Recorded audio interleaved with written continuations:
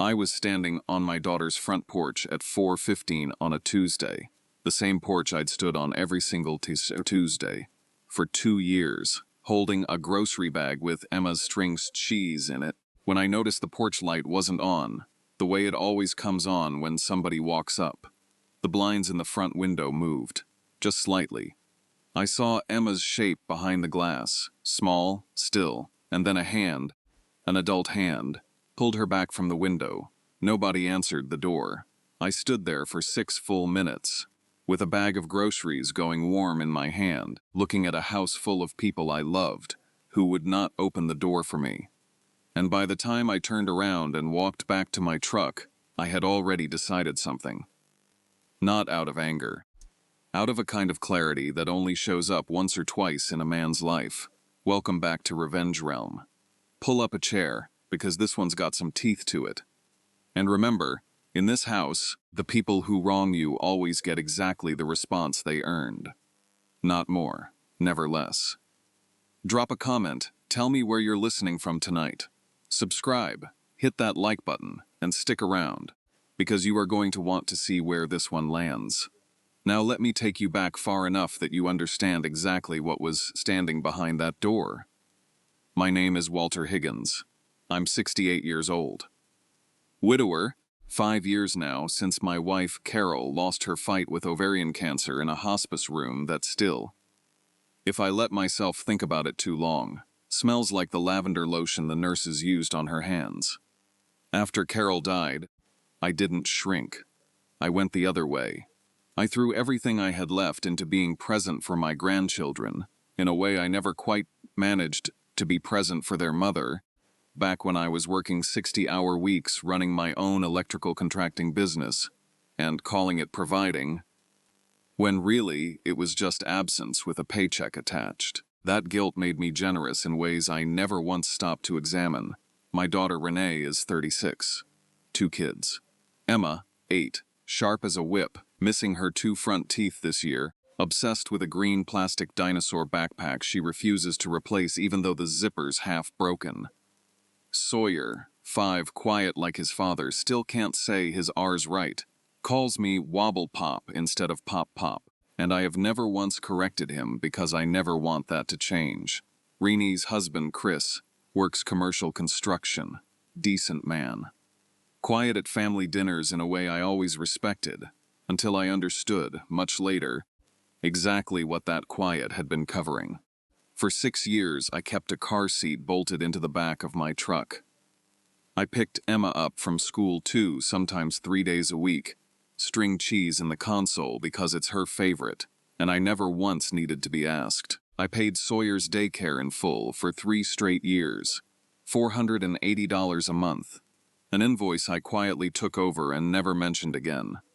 I paid for Emma's braces, 2 family vacations, college funds for both kids, funded automatically every single month since the year each of them was born. 6 years of a man never once being told no, never once being asked to explain himself, is exactly the kind of quiet arrangement that eventually gets tested. I just didn't know. The test was already being planned by the time it happened. None of it was ever a transaction. I did it because those 2 children, particularly in the years right after Carol passed, were the only reason some mornings made any sense to get up for.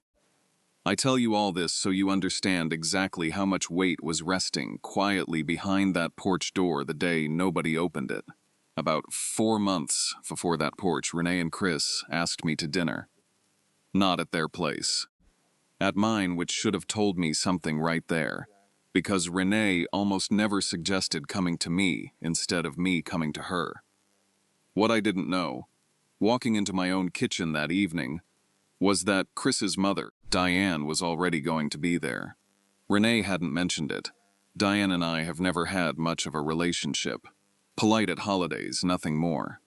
She's a sharp woman, opinionated, the kind who rearranges your kitchen towels while she's a guest in your house because she thinks her folding method is superior. That night she sat at my table in a blazer, like she'd come dressed for a meeting rather than a family dinner, and I felt that old instinct in my gut. The one that tells you a conversation has already been rehearsed somewhere before you walked into the room. After the plates were cleared, Renee reached over and put her hand flat on the table, the way she does when she's about to say something she's been building up to. Dad, we want to talk to you about buying a house. Bigger place. Better school district. $410,000. And because Chris's income had taken a hit the year before, a fallen-through project, and because of credit card debt I didn't yet know the size of, the bank wanted a cosigner. Deanne spoke before Renee could finish her sentence. We just figured, at this point, why complicate things with a whole formal conversation? It's really more of a timing detail than anything else. A timing detail. I looked at Renee. What does that mean, a timing detail? Renee glanced at Chris. Chris looked at his water glass like it had suddenly become the most interesting object in the room. We put down an earnest money deposit, Renee said carefully. $10,000, non-refundable after the option period. We told the sellers we had financing secured. I set my fork down, slowly. You told them you had financing secured before you'd asked me anything. We knew you'd say yes, Renee said. And I want you to notice, she didn't say I'm sorry. She said we knew. Like my agreement had been a formality she and Diane had already priced into the deal before I'd been consulted at all. That's the first thing I need you, watching this tonight, to really sit with. This wasn't a nervous young couple, hoping their father might help. This was a decision that had already been made, a deposit already spent, built entirely on the assumption that my signature was a foregone conclusion. I hadn't been asked. I'd been informed after the fact, dressed up as a request. I asked again to see the full numbers. Diane didn't answer directly. She just gave a small, tired sort of laugh and looked over at Renee instead of me. Funny, isn't it? The people who raised us always need one more form before they'll trust we know what we're doing. Not a word of it was aimed at me directly. All of it was aimed at me completely.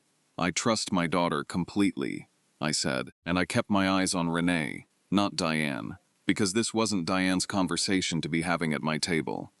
This isn't about trust. This is about $18,000 in credit card debt and an income-to-debt ratio that would put my name legally at risk for the next 30 years. That's not distrust, Renee. That's arithmetic, Sakaya. So you're saying no, Renee said, and her voice had that flat, rehearsed edge to it that I'd hear again. Much worse. 11 days later. I'm saying not like this, I said. There's a difference. Give me a year. Let me help you pay down the cards, build the down payment properly, and we do this the right way instead of the desperate way. Diane stood up first. Didn't say goodbye, just gathered her purse and said, mostly to Renee in the gentle, wounded tone of somebody who'd expected better, well, I suppose some people need more convincing than others to show up for their own family.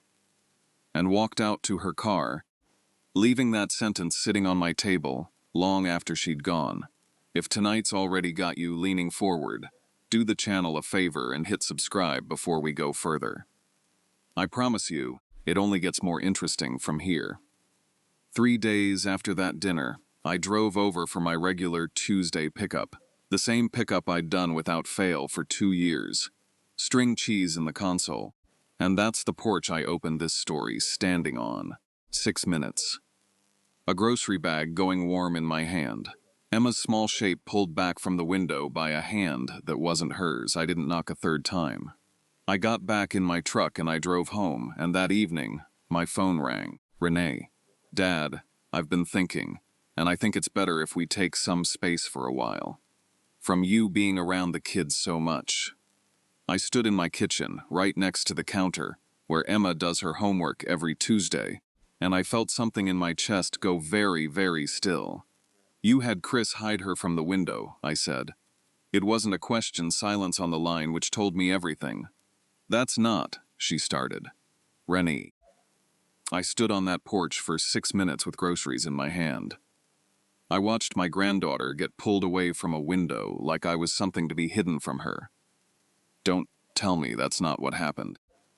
It means I don't think it's healthy for the kids to be that attached to someone who isn't fully invested in this family the way we need him to be. Not fully invested.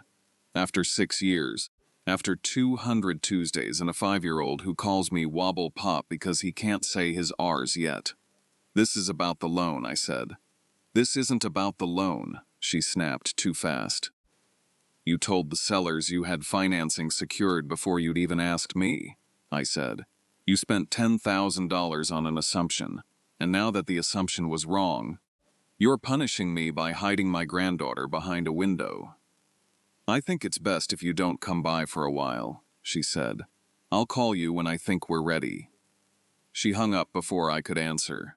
I sat down at my kitchen table that night, and I didn't move for a long time. The house made the sounds it always makes, when there's nobody else in it. The refrigerator cycling on, the clock in the hallway, a car passing outside that I heard for no reason, except that everything else was too quiet not to. I thought about Carol, about how she used to say Renee had her stubbornness and my pride, and how badly those two things get along inside one person when she's scared. I wasn't angry yet, not really. Mostly I just sat there with my hands flat on the table, feeling something I hadn't felt since the week after the funeral, that specific, hollowed-out feeling of a house being too big for the amount of person left inside it. I didn't call back. I want you to understand that clearly because some of you are waiting for me to say I begged. I didn't. I've learned at 68 that begging a closed door rarely opens it, and it costs you something every time you try. Somewhere around midnight I got up, poured a cup of coffee I mostly let go cold, and pulled out the same legal pad I used for 31 years running contracts and payroll, and I started writing down every single thing, quietly resting underneath my daughter's life. The daycare payment, $480 a month, automatic, invisible for 3 years. The truck she drove daily, titled in my name, insured on my policy, purchased outright 2 years earlier when her Susanne died. Carol's mother's antique dresser and dining set, sitting in a storage unit I paid for monthly, legally still mine, promised to Emma for someday.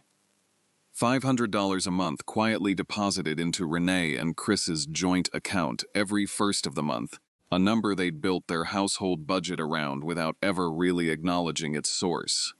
College funds for both kids, funded entirely by me. I sat with that list a long time. Here's what people misjudge about men like me. This was never about punishing a boundary.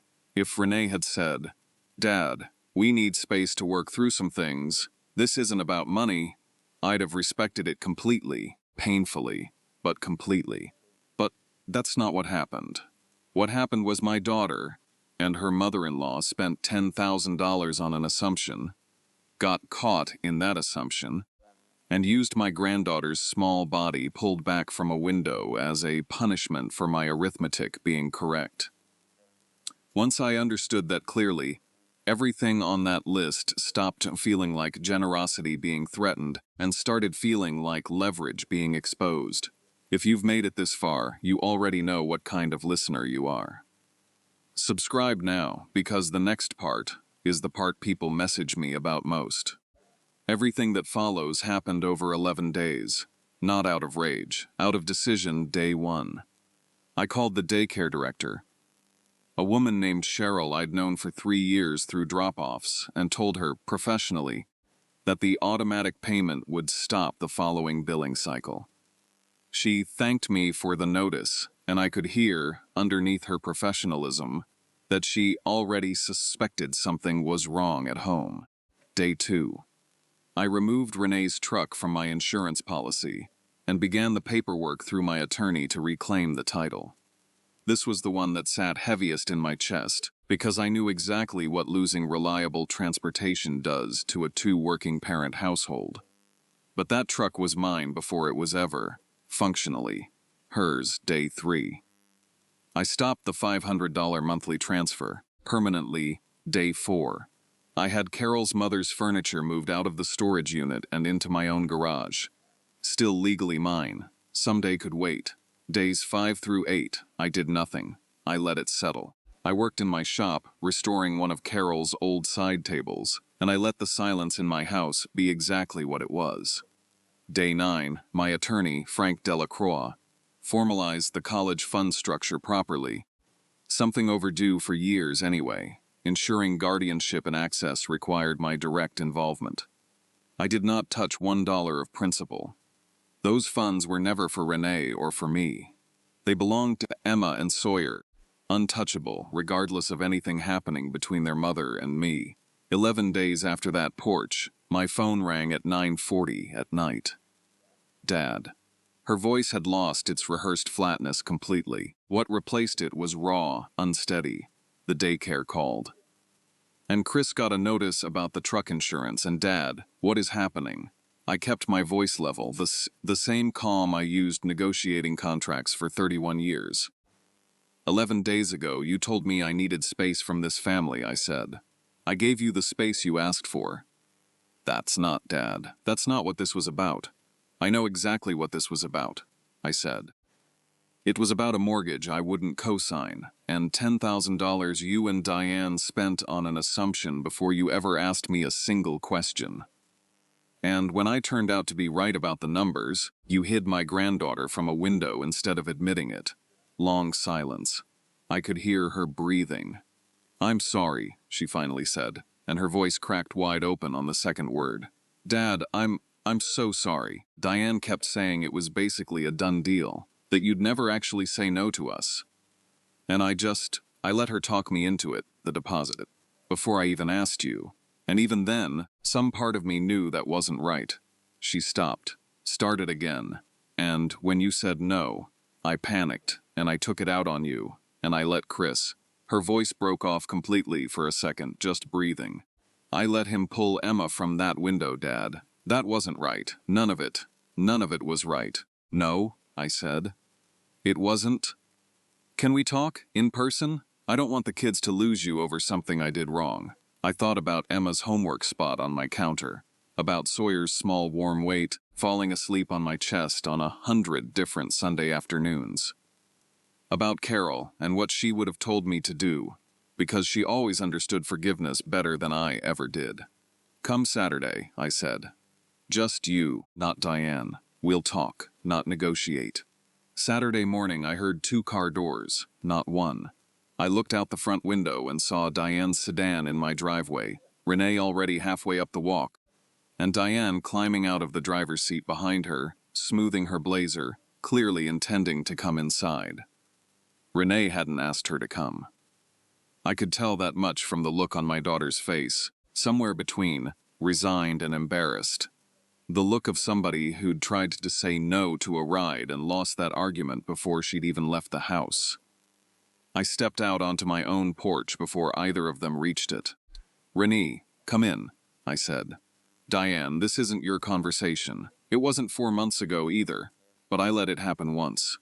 I won't let it happen twice. Diane's face did something I hadn't seen it do before. Not anger, exactly. Something closer to being caught completely off guard. The specific look of a woman used to walking through rooms uninvited and finding, for the first time, a door that simply would not open for her. For a second, she didn't say anything at all. Then she recovered, chin lifting back into place like she'd practiced it. This is exactly the kind of thing that pushes families apart, Walter, she said, like she still believed she could talk her way back onto the porch. You do understand that, don't you? I understand it perfectly, I said. I also understand that I didn't invite you. She looked at Renee, waiting for backup that didn't come. Renee just stood there, quiet, and didn't ask me to let her in either. Fine, Diane finally said, in a voice with none of its usual polish left in it. She got back in her car without another word, and pulled out of my driveway, a little too fast. I watched her go, and then I held the door open for my daughter, and only my daughter.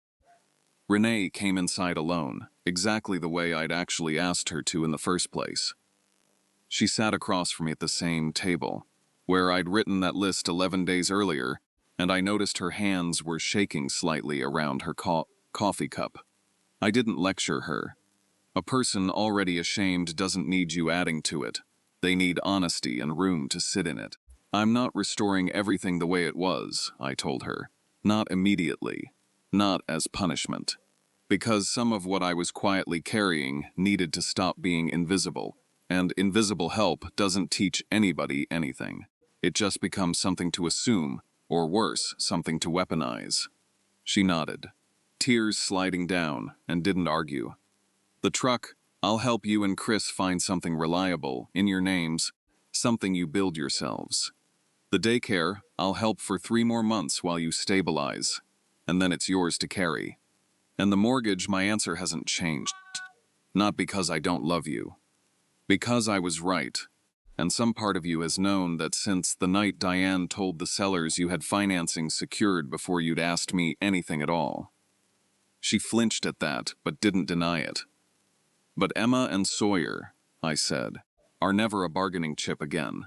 Not for a mortgage, not for Diane's opinion of me, not for anything, ever. That's the one thing that's never on the table again. Never again, she said. I promise you. Emma came by the next day and ran straight into my arms, green dinosaur backpack and all, completely unaware of how close those 11 days had come to becoming something much longer. Sawyer fell asleep on my chest that afternoon, same as always, and I sat in my recliner for 2 hours without moving, understanding, more clearly than I ever had before, exactly what that stillness had almost cost me. Renee told me something else that Saturday, almost as an afterthought, on her way out the door.